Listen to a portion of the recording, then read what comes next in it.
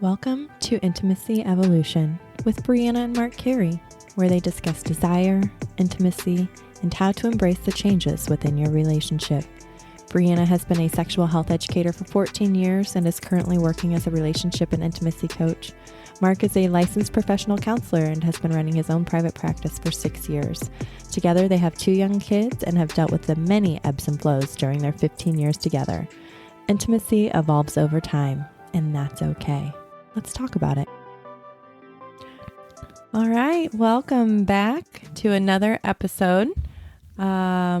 This week, we are going to be recapping the couples retreat that we went to back in April.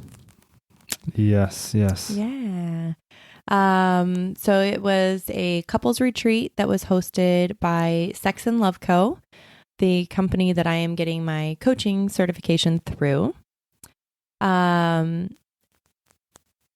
think I'd only been in the program for maybe a month when we got the email for it. I had been following them for like a while, so I was like already super excited and invested in the company and the people and everything. And so I know when we got the email, I texted you right away, like sent you screenshots and everything. And I'm like, let's go. I was all in. It was a hell yeah for me. It was when I got the message, I'm like, I know nothing about this, but it's a hell yeah for me. And then the next question is always, but how much does it cost? Yeah. Yeah. So I set up a call with Jordan, who is the male coach at Sex and Love Co., also husband to Alexa, who is the founder of Sex and Love Co. So I jumped on a call with him just to get some more information about what the retreat would entail. And I was assured it would be very on brand. He was very excited about that. And just kind of laid out that it was going to be like 8 to 10 couples. And, we were going to stay at this super luxurious house, an Airbnb, in Austin. And everything just felt really good about it. And it's a place in our life where, one, we're always looking for different ways to deepen our connection and strengthen our relationship. I would be able to meet my coaches and mentors in person, which was also a big draw for us. And then meeting other like-minded, like-hearted couples. Yes. To share in this experience with, to grow, And so we did it. We said, let's go. We're going to Austin. That's right. Did all the things, packed all the bags, took care of the kids, all the things. Yeah. And we went. Yeah. So it was 3 days? Thursday, Friday, Saturday. And then we left Sunday. Yeah. So we got there super early because we had already booked our flights. Like we paid for it and then we booked our flights right away. And then we got the itinerary 2 weeks later that we couldn't even show up until 4 or 5 o'clock. We got into Austin at 8 a.m. Well, if we would have been thinking, we knew this because you can't check in until 3 or 4 o'clock. Well, yeah, anyways. any hotels or anywhere. But yeah. Yeah. So we're like, okay, what are we going to do? We're going to be traveling super early and then we're just going to be there. And I voted for adventure. Yeah. You're kind of... Sure did. I had all kinds of plans. We can spend all this time doing this, and this. Yeah. Normally for me, I was very adamant. I'm like, I'm going to want to get a day rate at the hotel because we're going to be up early. I'm going to want to shower and, get ready for the evening and meeting everybody, not be all the travel funk. And we did not do that. I decided to embrace the adventure, be more go with the flow. And it was a day. It was enjoyable, don't you? It was enjoyable, yeah, but it was a day of just continued experiences. So yeah, experiences. That's what we set out for, and that's what we found.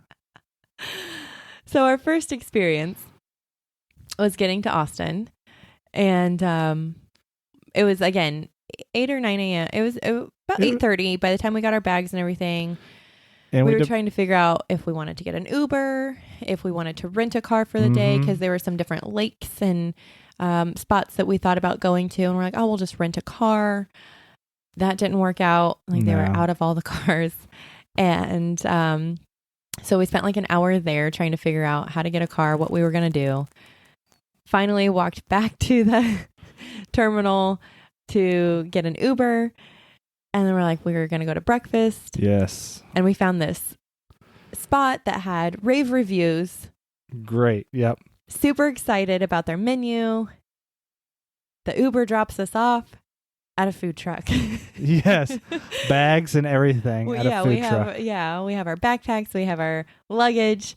And it is literally a food truck that's in the parking lot. And it's got like had an awning and picnic tables. And it was like set up like it stays there, but there was no shelter, and it was in the parking lot of a dog place, like a dog play place, groomer type thing.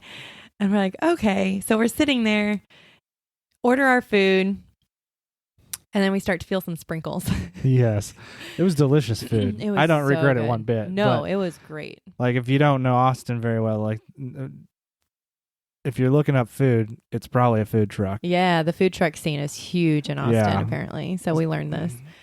So it starts sprinkling, and we're like, what are we going to do? So we literally walked like a block. There was a Starbucks. So we went into the Starbucks, again, with full luggage in tow. Well, I had to get some work done there. But, yeah, we had some stuff we had to do. So we just charged our phones, did some work. Hung out for, I don't know, about an hour or so. And we were on a group message with everyone going and meeting there. And so we started we made some plans with some people to have some lunch. Yeah, late afternoon lunch. And meet up kind of before we all went to the house. And so we had a good lunch, and then we get there. Hold on. We cannot not share this part. Which part? We have to go back to before we get to the house and the freaking scooters around. Oh, the scooters. Okay, the scooter story is pretty good. We can't not share this part. So we find a hotel and we ask them to hold our luggage in the lobby for us. And we decide to go kind of like tool around like downtown Austin area. There's like a river walk and everything over Lady Bird Lake and stuff like that. So we get on scooters, which I've never been on before. We have them in downtown Kansas City. I've never been brave enough. But this was going to be the quickest and we thought cheapest way to explore. These things get up and go. Like these are not... I should have gotten a bike. But anyways, we take him to a couple places. And then I had a couple of near-death experiences on this thing. One, I had to make a quick maneuver. There are trees in the sidewalk with grates, but the tree moved. The tree? No, I'm joking. Use a quick maneuver. The tree was there the whole time. The grate, I come up on it and there's a big hole. Like there was. A gap in between the sidewalk and the grate. And so I had to like hop off the sidewalk real quick because the other side there were people walking. Well, I step off of it into the street, into oncoming traffic that is going like 50 miles an hour, and then had to hop back up on there really quick. And I had a car honking at me. Like it was close, guys. And by close, it was semi-close. It's close enough. Close in your mind. I like that. Close enough. So yeah, and then there was just a few other things. It was an experience. Definitely.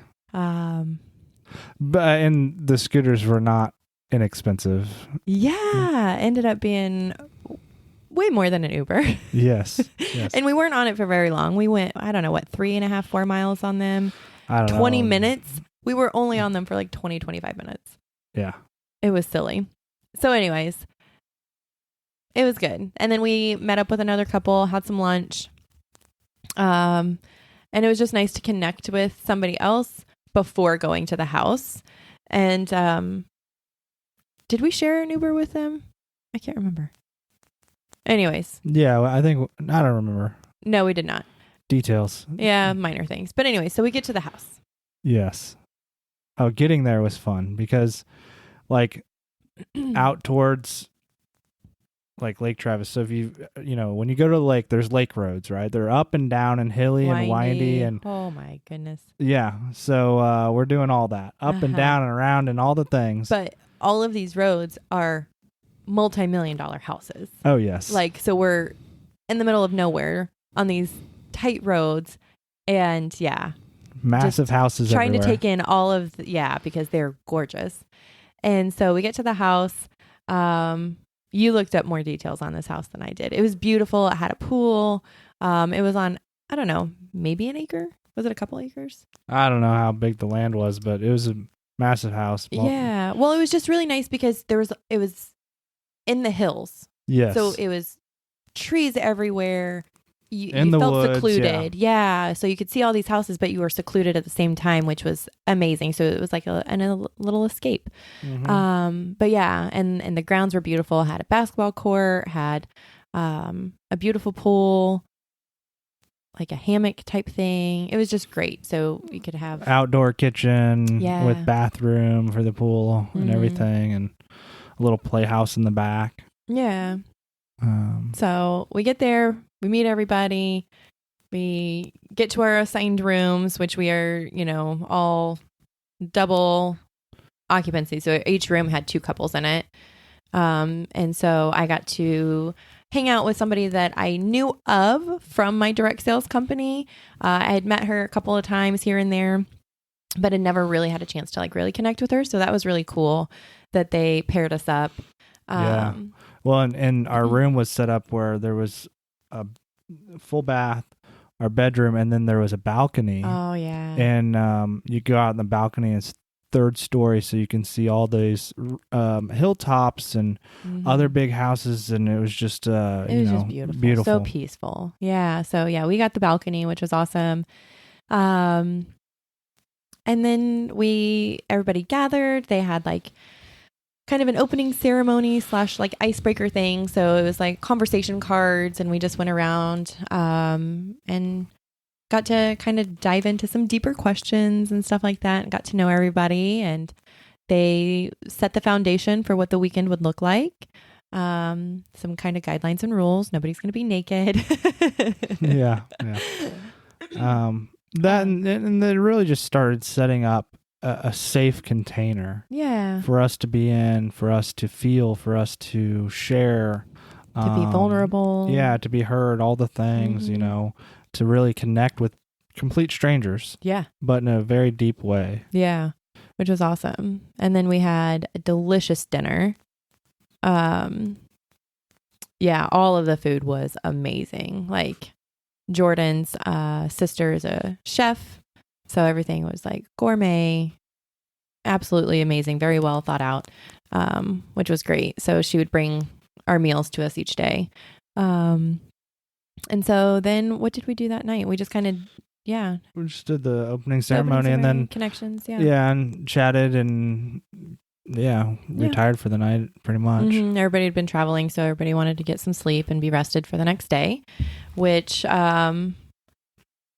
started a whole string of diving deeper. So what did we do? We had our communication workshop. So like nonviolent communication and other like strategies to like just connect and talk about things. Some of the things we've already shared about kind of redoing, or when it starts to get, when there's conflict and how do you do that, and come ideas together instead of pushing you apart. Yeah. Oh, that's where we were talking about the we and stuff like that. Yeah. And then we did our men, we broke up into men's and women's groups. Yes. We got to talk about archetypes and for healing sister wounds was what we talked about in our group. Feminine energy. And archetypes related. Yeah. So for us, we came into it talking about how it feels to be a woman and trying to connect with other women. And we think of women as nurturing and accepting and, we embrace each other, and really we're actually pitted against each other.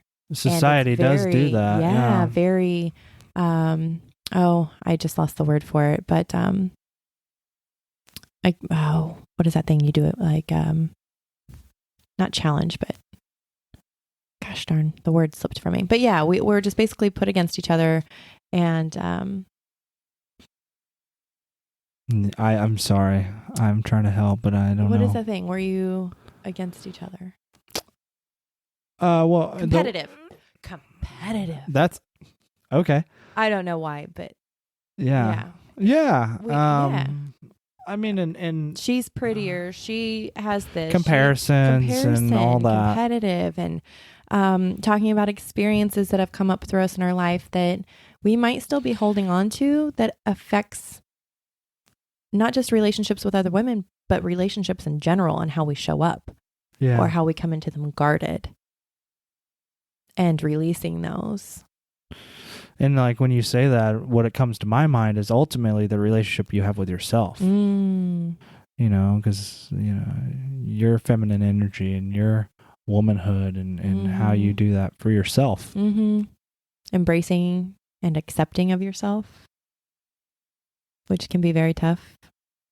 And so that led us into our archetype embodiment experience, which so we focused on the huntress, the sorceress, the lover, the queen, which is my favorite. And was there just the 4? I think it was just the 4. Yeah, I think you just did 4. We just did 4. mean, if you look at, there's 7, 9. Some people break it down differently, but but those were the 4 main ones that we worked on. And what was nice, so embodiment, we danced. We put our energy into what we perceived this archetype to be.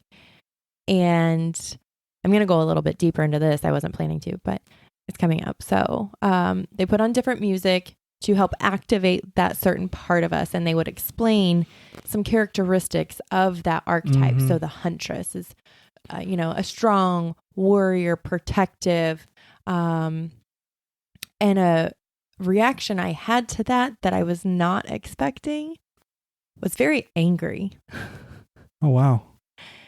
I became very angry when this music played, and I felt this energy in me start to move, that my fists like balled up, my hands balled up into fists. And I realized and reflected on this later that I've been in that role for so long, much longer than I wanted to be in my life. And if you think about it kind of as a mother, we think of soft and nurturing, but mothers are fierce and protective. Yeah. Sometimes we correlate the lioness, right? But the lioness is also the huntress, because she provides for her pack, for, her family. And I've had to be in such a protective role, especially for our son, and advocating for him. I mean, for almost 4 years now, with different things that we've been experiencing, sleep, behavioral issues, and struggles that we have that are affecting our family dynamic in a sense. And,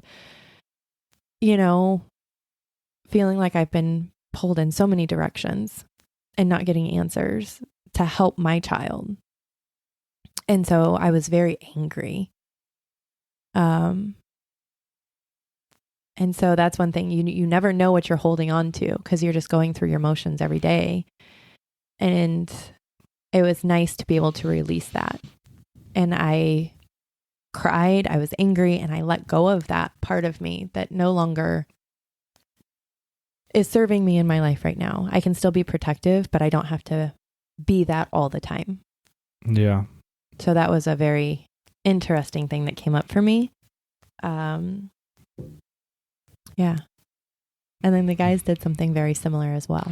Yeah. And it, if we break it down, it's an embodiment practice, music and feeling it in your body and playing with that energy. And we had man's circle, and there's a bunch of jokes made, of course, about that and what it meant to be a man, and versus, masculine energy is what we're really talking about here, and what that looks like versus what society says that looks like, and how that can differ. And then the archetypes, the warrior, the king, the magician, and the lover. And very similar. We're outside in this little green space with music on, and embodying these energies and these forms, and feeling what it was like to connect with each one, and how they felt, and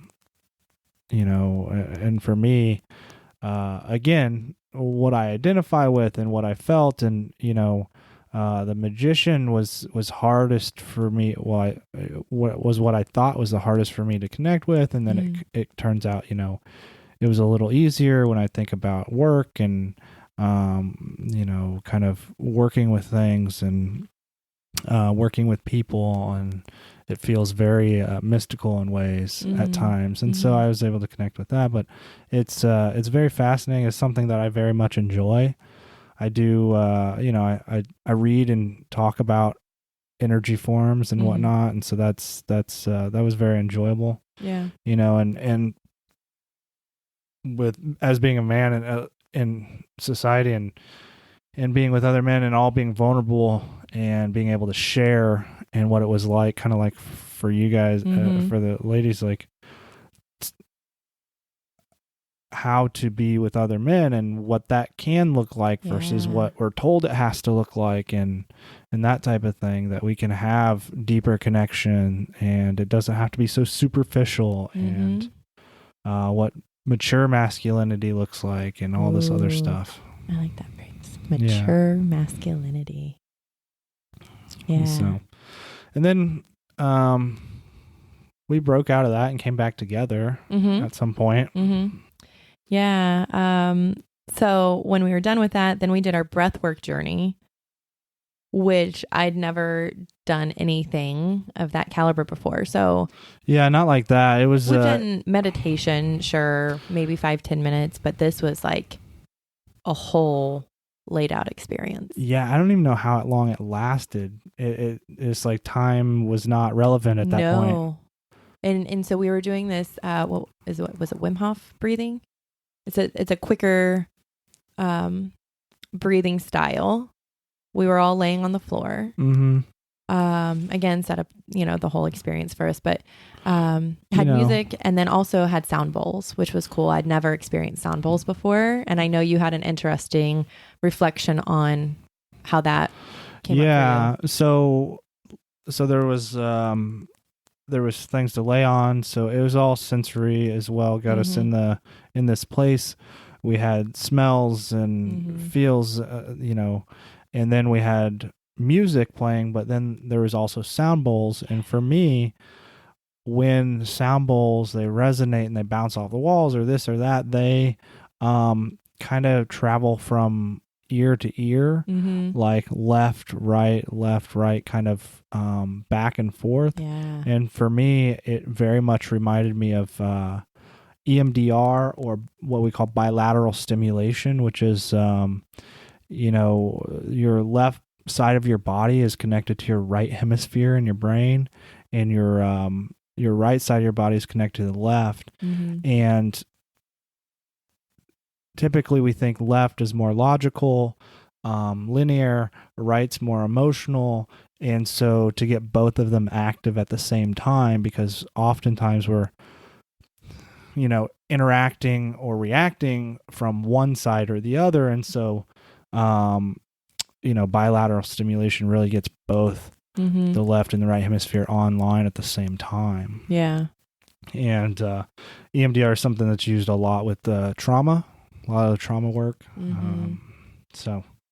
But anywho, that was just my, it reminded me of that, and to, get logic and feelings all connected to one another. Yeah, which it did. So I noticed that I actually was having what I thought was a tough time getting into it at first. And then about halfway through, I noticed that you were having things come up. And so I was trying to hold space for you energetically, like being there. I'm like, okay, I have to be there. And so if you're, in a partnership, you notice yourself always trying to feel like you have to. Yeah. And so we were laying right next to each other. Yeah. And I kind of like would flow in and out of the state.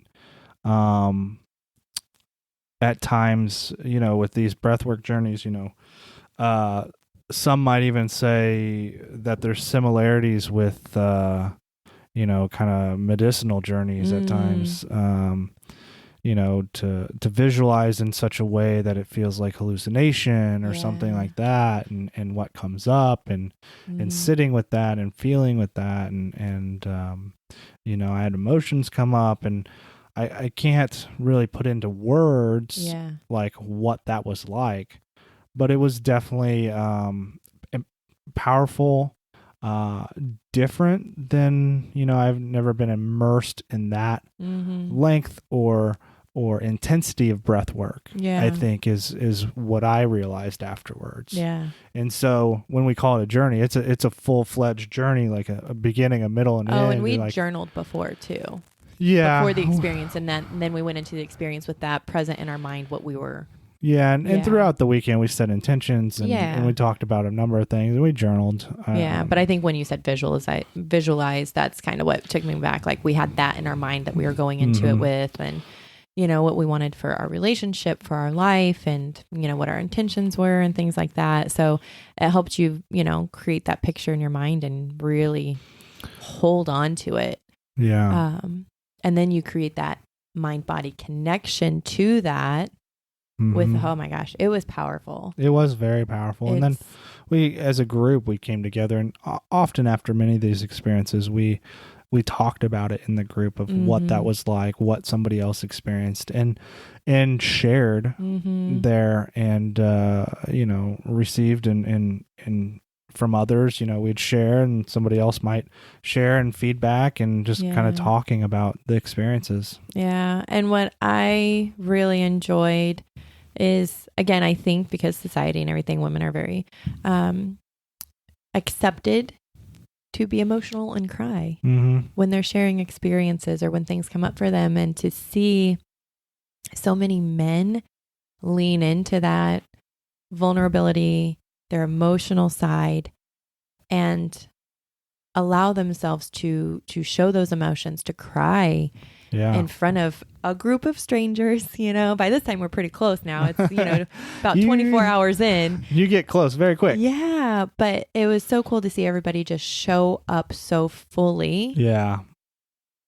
And the safety container that was created at the very beginning, and maintain and added to the whole but time. It's just, everybody did just feel completely safe to be there.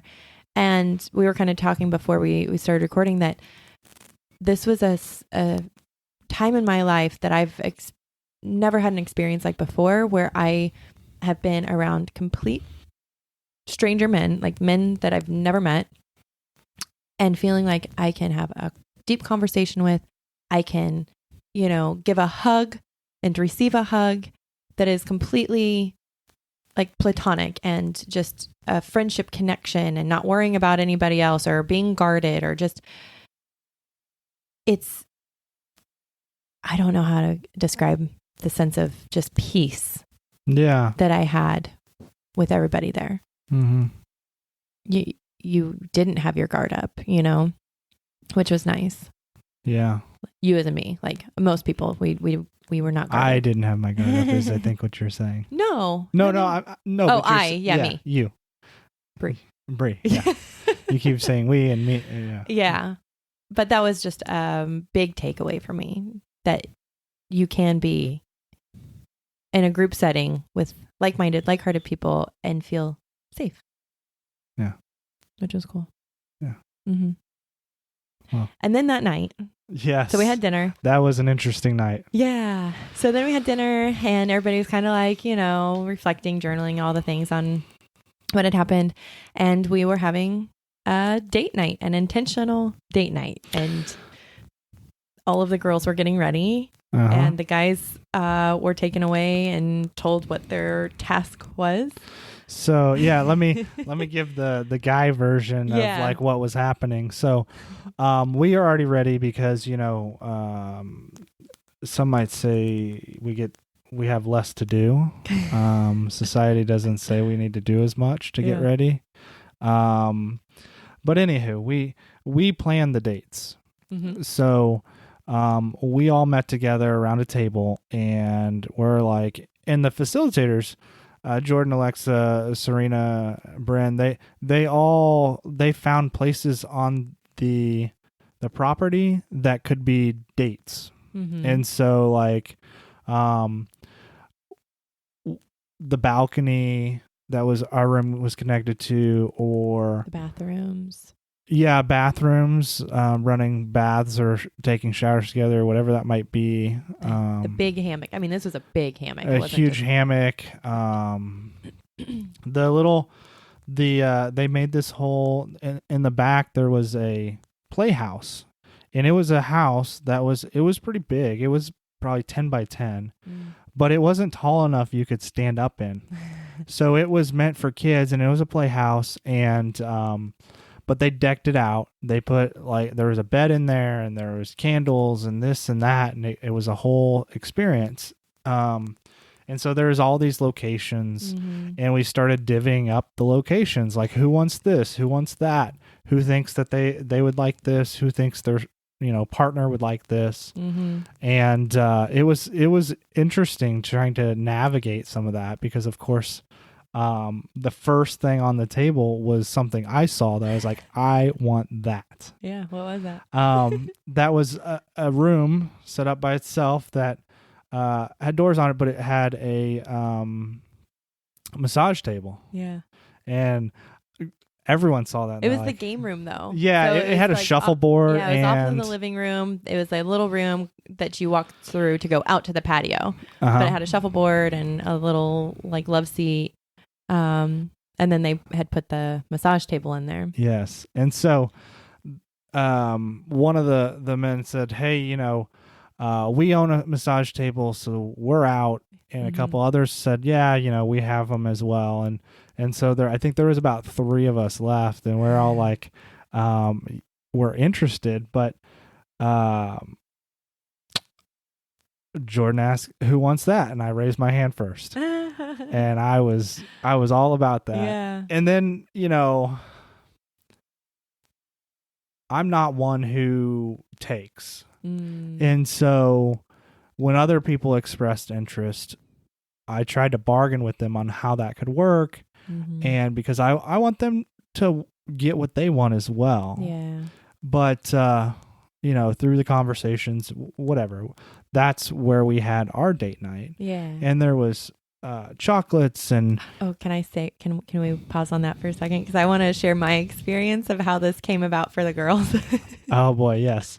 But I just want to, we were in charge of getting chocolates and snacks, and yes, I'm gonna get there. Time out. But this is part of my story but too. You get to come back to it. Okay, fine. Okay, go ahead. So the girls got ready. The guys, were having their meeting, and then the girls were told to come meet downstairs. And for a little dance party. And so we are down in the living room. Yes, I know where this is going. And we're having a dance party. We're all having, admiring everybody's outfits and, just dancing and enjoying our time. And then all of a sudden we see these guys darting around the house and running up the stairs and running into the kitchen, and they're getting wine glasses, or we see them running out with chocolates and pillows, or just random things. Yeah, and so we made our plans, who was going where, and then it was like, go. Yeah. You had to set up the space. And so we're like running around, and yeah. We know they're ready. They're all in this dance party. We know where they're at. And we're running to get everything set up, and we're trying to do it we're trying to be somewhat secretive, so it's a surprise, but you can't be. Yeah. And so it was just very playful. Yeah, it was very fun to watch them, and we're all like, what is happening? What's going on? Yeah, because we don't you know none of this. We know at this nothing. Point. We were just told to get ready for a date night and come enjoy a dance party. Yeah, you didn't know about the locations. Nope. You didn't know about any of this. No, so we just see them, and we're just like giggling, like little, like, almost like high school, you're giggling at the guys being silly, like. Yeah. And it was just very fun. And then, like, one by one, girls started disappearing. Like, their partner would come and get them. We're like, let's go. And we're like, ooh, where are they going? What are they doing? Okay, what's coming up? And so it was very fun. Yes. And so, yes, then we go to the massage room. And I was super excited for the massage and for the shuffleboard, because we love shuffleboard. Like, anytime we go somewhere that has one, like, we always play. And so we're like, sweet. So you set this up. Yeah. Had wine and chocolate. Yes. And so I think we played some shuffleboard first, but we can't play too much shuffleboard. Do you want to explain how come that is? So this is date night. It's going to be fun. If we play too much shuffleboard, some of us get a little too competitive. Oh. And it can take away from the enjoyment. And so there's always that right amount. You just play a little bit to have fun, but not too much where you're competing and somebody's going to be upset. I was not aware of this undertone. Oh, get out of here. You are aware of it in the moment. Me? You are aware of it in the Is moment. It me? Am I the... I'm very competitive, guys. I have gotten better. So we did that. Okay. And then we sat on the little, I think it was like a futon. Was it a futon or is it a couch? I think it was more of a futon. But yeah, so we sat, had some chocolate. I drank some wine. We just kind of reflected on our day. And then it was time for a massage. Yes. And it was amazing. And we did add a massage table to our Amazon cart. Because after hearing so many people had one, I'm like, why don't we have one? I love massages. Yes. Your sensual self. Yeah. Yeah. So, our gift bags. Yeah, we had gift bags when we got there, and they had massage oil, books, a feather, the wheel thing, the pinwheel, and some like different like CBD stuff from Cured, a number of other things. And so we had massage oil, and we did that, and it was wonderful. Yeah, it was really nice. So it was just and the thing that and then reflecting with other couples too, we had absolutely zero expectations of what was going on. We knew that we had to be dressed and ready for a date night. We didn't know what that would entail. So taking expectations out of the equation allowed us to be fully in the experience. And I think that's something that comes up a lot. Well, and every part of it, and the benefit of this is it was a controlled environment, and it was all completely intentional. Yeah. Every moment of the thing was planned. Which is not what we would normally do. Hey, you want to go out and have dinner, date night. We call it date night, but really we just go and have dinner together. Right. That's not really, like, this was intentional. Yeah. And again, it doesn't have to be a big elaborate thing. No. It's the intention behind it to create something for your partner. And, you can flip-flop that, So when you schedule your dates with each other, referencing another podcast we did, right? Schedule your time. It allows you to be more intentional, and you can do stuff at home to allow you to do fun stuff like this, Yeah. Which was really cool. It was a fun experience. Definitely. Yeah. And that was kind of the motto for the weekend too. It was expect nothing, experience everything, which I just love that phrase. And we've brought it into our lives in a lot of aspects now, Yeah. Which is great. Well, and we might have to cut this thing in a 2-part episode here. Oh man, I think so. Time has flied. We're only through Friday night. Is that Friday night? Yeah, Friday night. Saturday Ooh. was full of stuff to talk about. Yeah, I think we will. Oh my gosh, we have our first two-parter. That's fun. And there was something that happened on that intentional date night that I think is worthy of being talked about too. And so we might leave that as the teaser. Oh, okay. I don't even know. I know. Well, you do know. Remember though? Yeah. Okay. I definitely. It's about. No. Okay. You know what Go I'm ahead. saying. Go ahead. It's about how the date night ended. And to hear more about that and how, that intentional date night. Yeah. Worked through a little crunchiness. Yeah. For me, yeah. Yeah. Yeah, there was some crunchiness that came up in the. Yeah. You'll have to listen next week for part 2. Bye. Bye.